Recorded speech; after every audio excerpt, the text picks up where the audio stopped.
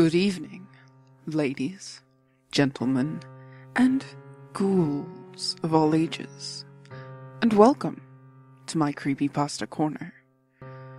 Now, tonight's reading will be the final installment of the Abandoned by Disney series. So please, sit back, relax, turn the volume up, and slip into the eerie world of Slime Beasts, Room 0.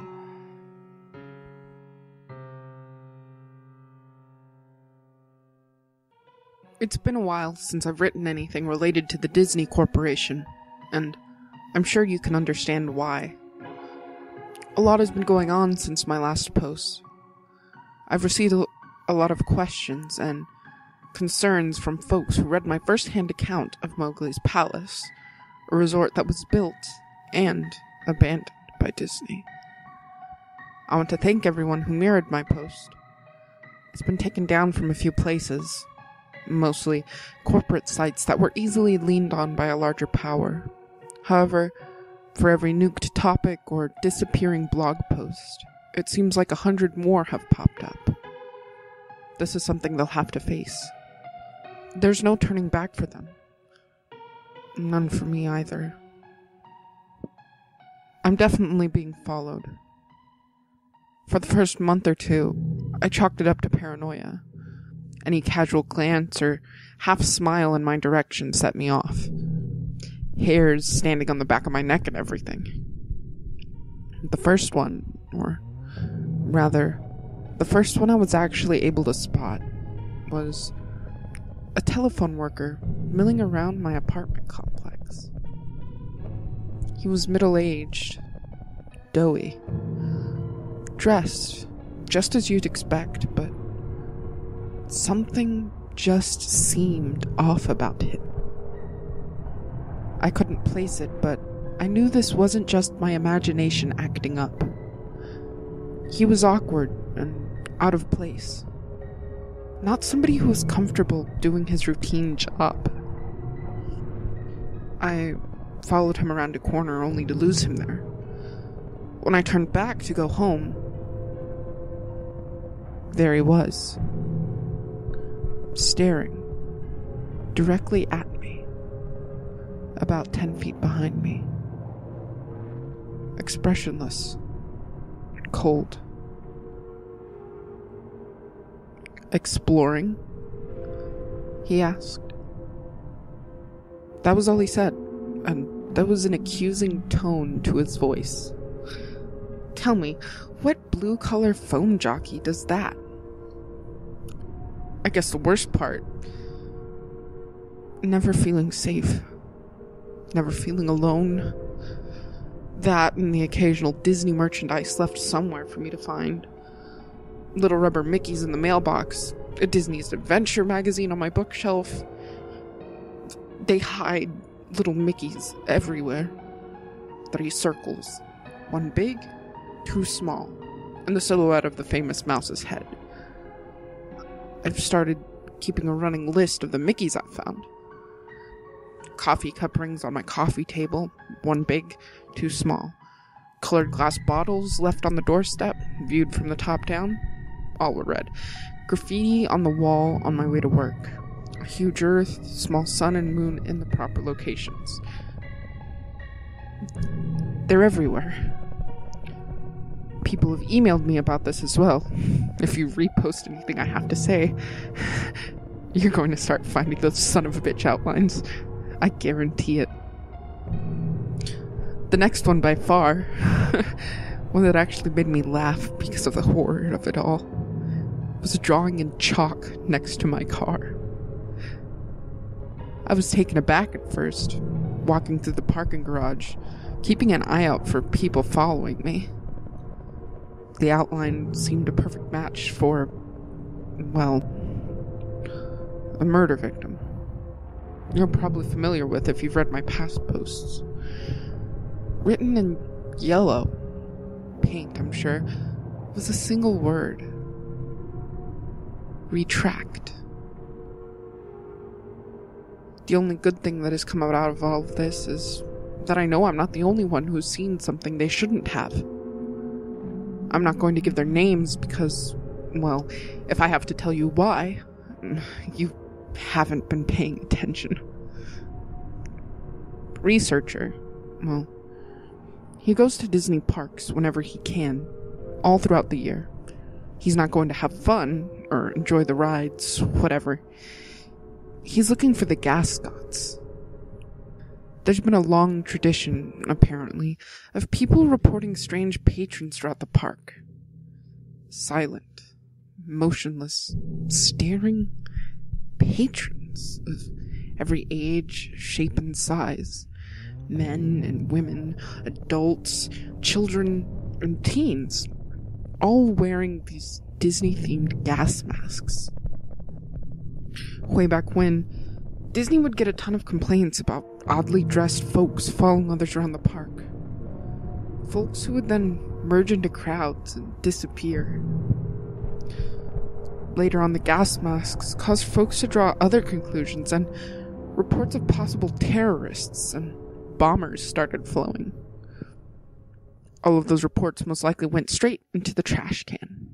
I know I can't find any sign of such occasion reported by the media, although you should be aware of the fact that Disney can pretty much control its press like no other.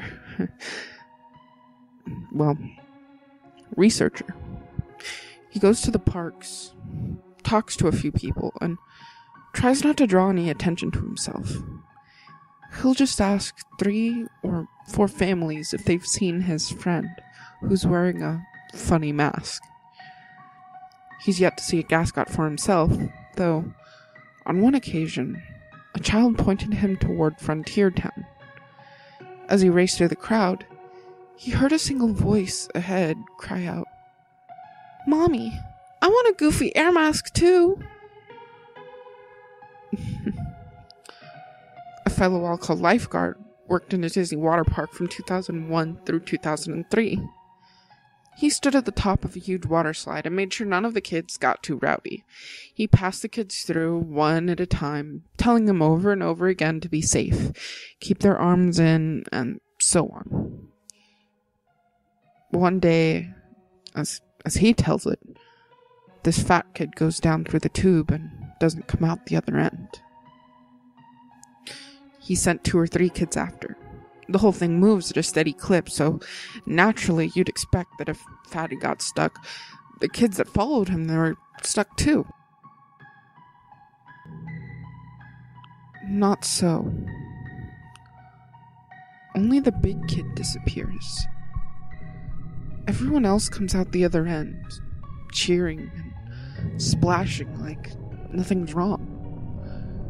Lifeguard shuts down the slide, much to the aggravation of the kids waiting. But before he can go through any of Disney's strict procedures, splash! Fatty finally comes out. Staff members pulled the kid out of the water. He sank like a stone when he hit, his skin already blue and his eyes wide. All he would say was, "No face, kids," and "Stop squeezing." The kid was okay, in case you're wondering. He got carted right off to the medical center. When lifeguard was told to open the slide back up, he made a big stink about how it clearly wasn't safe. Despite his complaints, he was threatened with firing and begrudgingly opened the slide again.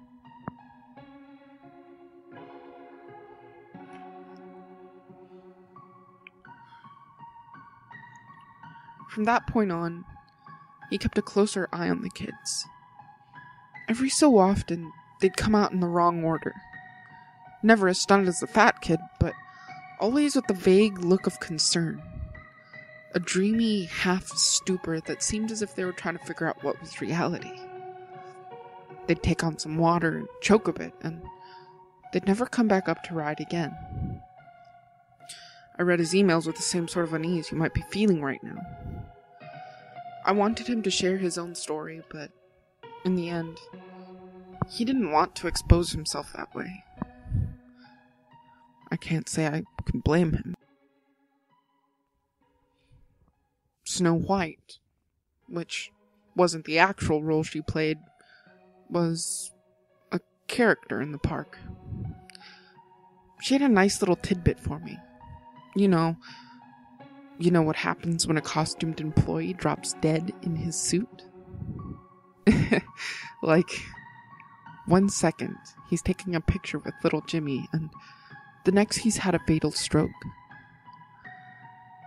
A second costume mascot in the area has to sit with the corpse on a curb or bench and wait for a designated dry cleaner to arrive and cart the body away in a discreet manner. All the while, patrons have no idea they're sitting with a dead body for photo ops. Feel free to check your photo albums at this point. And that was bad, but another fellow, janitor, went completely off the creepy charts. Disney World, and probably others, is built with a series of underground tunnels just below your feet. But each story's worth. Anything and everything you can imagine is down there, for use of the employees. They're called utilidors. Utility corridors. Basically, that's the reason you don't see characters out of place or janitors wandering through the park. They pop in and out of hidden doors and travel a concealed town you're walking on. Janitor told me something that might be common knowledge, but was nonetheless news to me. Walt Disney had several apartments built into his parks. There's one above Cinderella's castle. There's one in the Pirates of the Caribbean ride, and they're all over the place. More than that, there are nightclubs, a movie theater, a bowling alley, and much more. All behind doors built right into the whimsical facades you passed by without a second look. Club 22 is one such hidden area. If you have the cash to join the exclusive club, you don't, then you'll have access to it, and much more. Club 22 is a place where anything goes. Disney Corporation calls these places dark zones. Spots where the squeaky clean visage of Mickey Mouse gives way to drinking, drugs, and yes, sex. Conversely, the rest of the park is the bright zone, with a few gray zone utilidors between. As far as janitor has said, it wasn't always that way. It was more of a slow decline and the gradual relaxation of social norms within that elite group. The reason he knows all of this? Well, you may have already guessed it. He's cleaned it. After a lengthy background check and a non-disclosure form, janitor moved up from park attendant to one of the dark zone cleaning crew. Now, before you get some satanic human sacrifice vision in your head, janitor saw nothing of the sort. Lots of empty alcohol bottles? Yes. Used condoms scattered like deflated New Year's balloons? Oh yeah. He cleaned up his share of blood, piss, and vomit, but it was all down to the unrestricted behavior of patrons, as opposed to any sort of cult behavior. At least, that's how he sees it in retrospect. All that trash, that profane shit, went into a furnace and mingled with the smoke of a quaint cottage's chimney. If you've been to Disney World, you've breathed ultra-condensed sin. Backing up this information was Hammer. Hammer mailed me the old-fashioned way, though I don't know how he got my home address. He sent me photocopies of work papers, proving his employment, with the instruction to burn them when I was convinced, which I did, gladly. Hammer worked around the Disney World park, doing demolition and construction. At one point, he approached his superior regarding some strange construction plans. There was a wide rectangular area marked off on the blueprints, about the size of a supermarket. The area was left unnamed, and only bore the words, "Do not dig." Not only was his superior in the dark, but he was super fucking purposefully in the dark. He didn't want to talk about it, didn't want to know about it, and ended the conversation with, "This space intentionally left blank." Hammer didn't get it. The area seemed like a waste of space, and it was directly conflicting with the work his team had been given. He started poking around the area on his off time, finding only a derelict steel door and a great span of concrete just beyond. It was a supermarket's worth of blank gray floor. Soon after, Hammer started picking gascots out of the crowds. Unlike all the other reports, the people, the things, would stand in full view of the guy.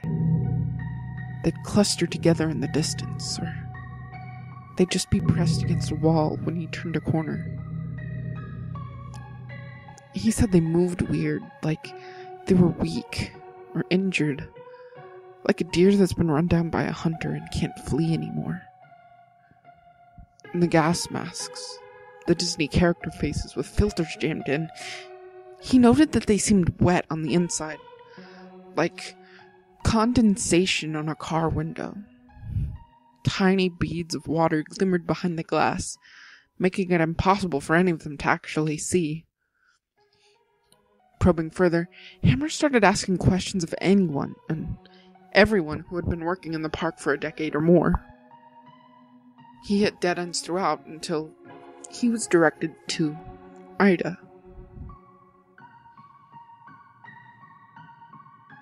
An elderly woman who worked in a restaurant on Main Street. She'd been there since way back, and though nobody had the balls to ask her directly, everyone knew she had plenty of terrible stories to tell. Hammer asked about the empty space, and then about the gas-masked customers, and at first he thought he would receive the same non-answers he'd gotten so far. She was quiet. Eerily quiet. "Room 0, she croaked. A single hand placed to her cheek, as if she were a little girl fearing a father's punishment. Room 0, as it turned out, was yet another hidden room, just like the apartments in Club 22. However, its sheer size and its spot beneath the park set it apart from any of the fun dark zones. It was a bomb shelter. Room 0 was built to withstand a massive attack, be it conducted by foreign or domestic enemies. Room 0 was to be stocked with enough rations to feed the entire park's average number of patrons at any given moment, and housed a smaller yet lavish panic room of sorts for Disney higher-ups. During World War II, official Disney gas masks were actually produced for children to wear in the event of an attack. The idea was that it would be less scary for kids if Mickey's face was emblazoned on the wartime safety device. Yes, I know the obvious problems with that. During the Cold War scare of the 60s, when Disney World was constructed, Room 0 was stocked with similar masks as well, whether they cared about the fears of the children or just callous branding. The things found their way down there. What's more, some genius decided that kids would then be frightened by the gas masks their parents wore. And so, all masks, adult and child, were made to comply to this insane standard. Ida described it as treating a wound with lemon juice.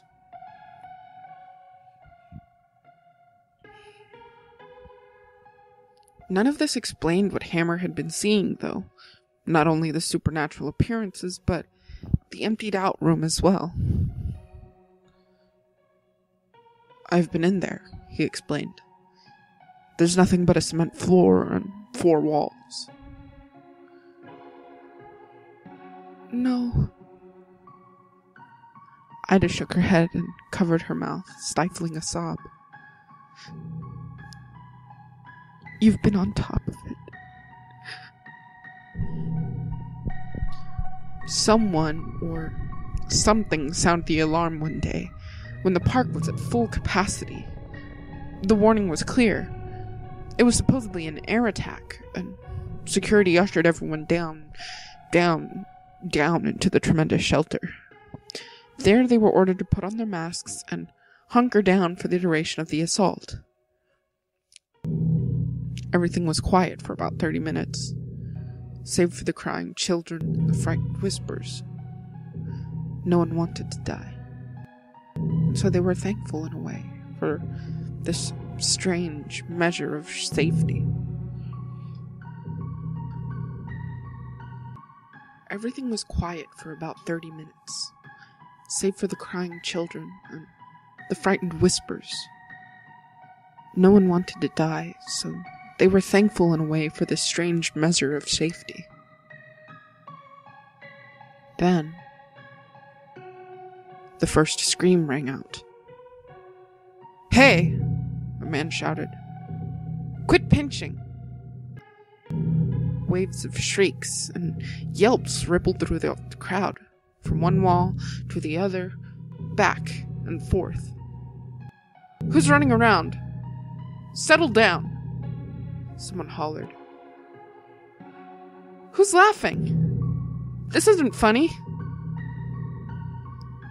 "Ow! Who stepped on my foot?"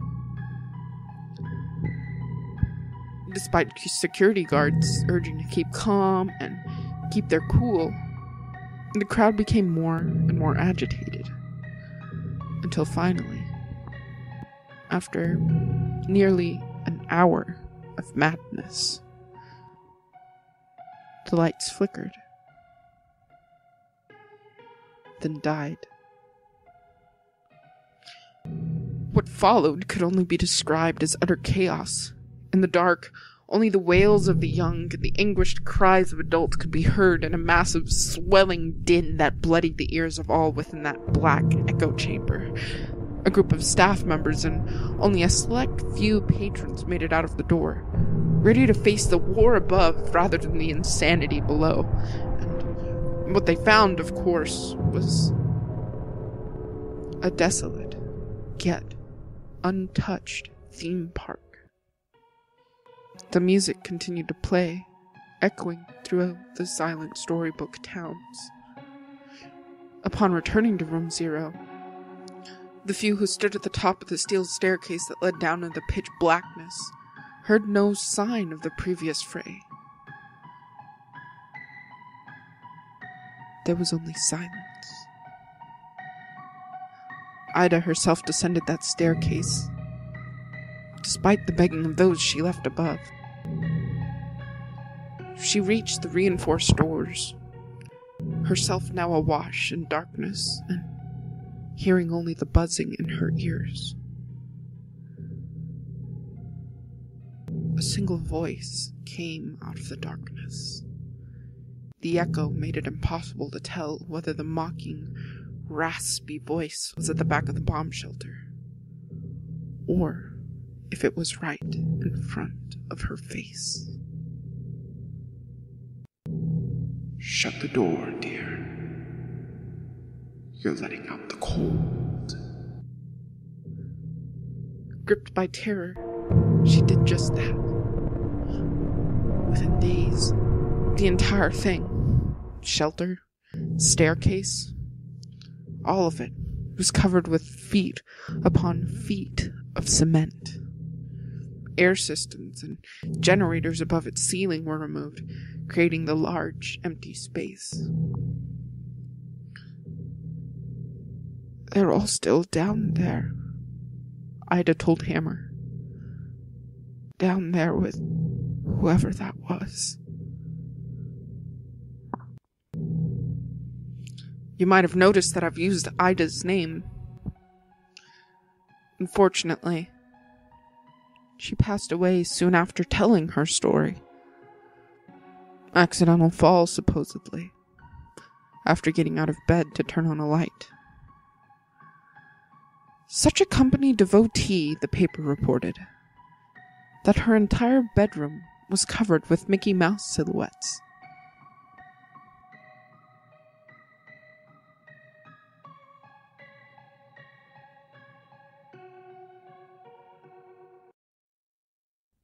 And now, ghouly pro tips.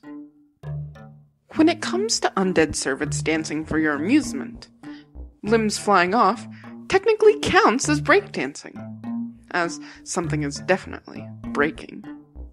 Your undead horde can't really be blamed for what rigor mortis and decomposition has done to them. But a happy undead servant is a loyal one. When discussing your servant's dancing ability, be sure to provide insightful critique versus pointed berating, as it is, well, less likely result in a recreation of Night of the Living Dead starring you.